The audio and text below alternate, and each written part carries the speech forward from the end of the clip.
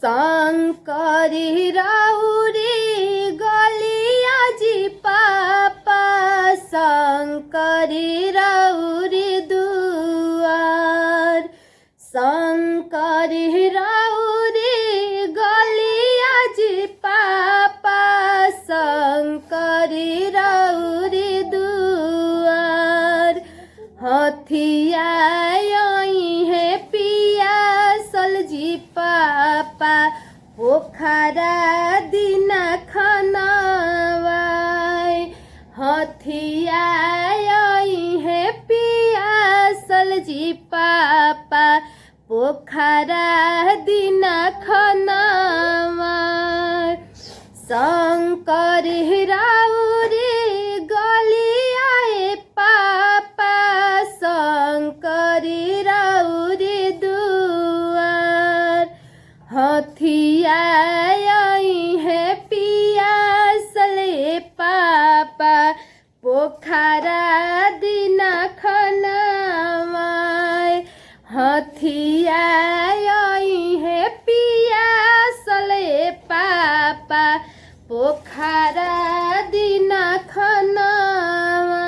खनावाय उनु कर खैनी जी पापा काई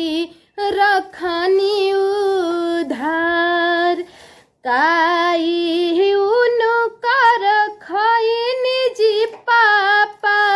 काई रखनी उधार के करन बलुहरानी पापा साजन छेकले दुआर के करन बलुहरानी पापा साजन छेकले दुआर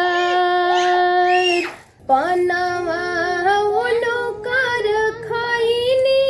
बेटी फुलावा रखनी उधार पनवा उनु कर खैनी बेटी फुलावा रखनी उधार तोहरे कारणवा बे भूल जा रही हूँ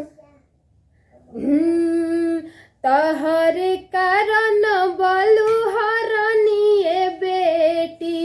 साजन छेकले दुआर तोहरे कारण बलुहरानी बेटी साजन छेकले दुआर शंकरी राउरी गलिया पापा शंकरी राउरी दुआर हथिया है पिया सले पापा पोखरा